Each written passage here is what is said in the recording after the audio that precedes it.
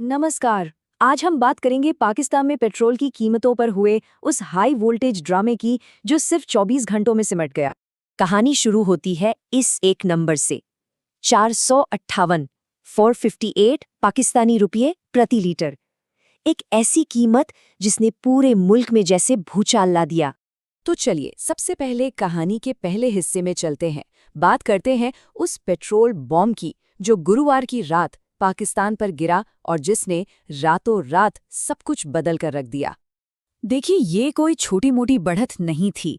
Petrol की कीमत में एक ही झटके में 42% से भी ज्यादा का उछाल और डीजल में लगभग 55%। ये पाकिस्तान के इतिहास में अब तक की सबसे बड़ी, जी हां, सबसे बड़ी एकमुश्त वृद्धि थी। अब जो बात वाकई में दिलचस्प है वो है इस कीमत का ब्रेकडाउन। ये जो 458 रुपए लोग दे रहे थे ना, उसमें से लगभग 46% हिस्सा तो सिर्फ टैक्स और कंपनियों के मार्जिन का था। मतलब सोचिए, लगभग आधी कीमत तो सीधे सरकारी खजाने और कंपनियों की जेब में जा रही थी। और इस 46% में जो सबसे बड़ा हिस्सा था वो था पेट्रोलियम लेवी का।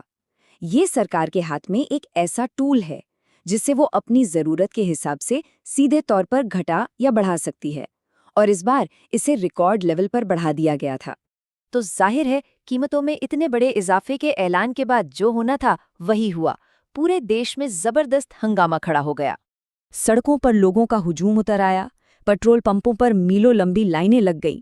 उधर संसद में विपक्ष ने चोर हुकूमत नामंजूर के नारे लगाते हुए पूरी कार्यवाही ठप्प कर दी। ट्रांसपोर्टरों ने भी देशव्यापी हड़ताल की धमकी दे डाली। कुल मिलाकर माहौल पूरी तरह से तनावपूर्ण हो चुका था। और इस्लामाबाद के एक आम नागरिक कैफ अहमद की ये शानदार ढंग से दिखाती है कि इस संकट का जमीनी असर क्या था। ये सिर्फ एक आर्थिक फैसला नहीं था, ये तो लाखों लोगों की रोजमर्रा की जिंदगी और उनकी रोजी रोटी पर सीधा हमला था। जनता के भारी दबाव और चारों तरफ से हो रही आलोचना के बाद सरकार को महज 24 घंटे के अंदर ही एक बहुत बड़ा यू टर्न लेना पड़ा। ये टाइमलाइन दिखाती है कि सब कुछ कितनी तेजी से हुआ। गुरुवार की रात को पेट्रोल बम गिरा, शुक्रवार का पूरा दिन हंगामे और विरोध में बीता, और शुक्रवार की रात होते होते प्रधानमंत्री को खुद सामने आकर राष्ट्र को संबोधित करना पड़ा और राहत का ऐलान करना पड़ा। और जो राहत मिली वो भी कोई ऐसी वैसी नहीं थी। प्रधानमंत्री शहबाज शरीफ ने ऐलान किया कि पेट्रोलियम लेवी में सीधे सीधे 80 रुपए प्रति लीटर की कटौती की जा रही है। अब इसका नतीजा क्या हुआ? पेट्रोल की जो कीमत 458 रुपए तक पहुंच गई थी, वो धड़ाम से नीचे आकर 378 रुपए प्रति लीटर पर आ गई। वाकई में एक बहुत बड़ी राहत। तो अब सवाल उठता है कि इस राहत पैकेज में था क्या? देखिए, सरकार ने इस बार सबको एक जैसी राहत देने के बजाय उन लोगों पर फोकस किया जिन पर इस बढ़ोतरी का सबसे ज्यादा असर पड़ रहा था। सरकार की रणनीति बिल्कुल साफ थी। ब्लैंकेट सब्सिडी, यानी सबको एक बराबर सस्ता पेट्रोल देने की बजाय टारगेटेड सब्सिडी दी जाए। मतलब मदद सीधे उन तक पहुंचे जिन्हें इसकी सबसे ज्यादा जरूरत है, जैसे मोटरसाइकिल चलाने वाले, छोटे किसान, ट्रांसपोर्टर्स, ताकि सरकारी खजाने पर भी बोझ कम पड़े। और ये मदद कुछ इस तरह से थी। हर रजिस्टर्ड बाइक वाले को महीने में 2000 रुपए की सीधी सब्सिडी, छोटे किसानों को हर एकड़ पर 1500 रुपए की मदद, बस और ट्रक वालों को महीने में 70,000 से 1 लाख रुपए तक की सब्सिडी, और आम लोगों के लिए इस्लामाबाद और पंजाब में 1 महीने तक पब्लिक ट्रांसपोर्ट बिल्कुल मुफ्त कर दिया गया। और हाँ, जनता को ये भरोसा दिलाने के लिए कि सरकार भी त्याग कर रही है, एक बड़ा सांकेतिक कदम उठाया गया। प्रधानमंत्री ने ऐलान किया कि अगले 6 महीनों तक कोई भी कैबिनेट सदस्य अपनी सैलरी नहीं लेगा। तो यहाँ सबसे जरूरी सवाल ये है कि आखिर पाकिस्तान को इतना कठोर कदम उठाने की जरूरत पड़ी ही क्यों?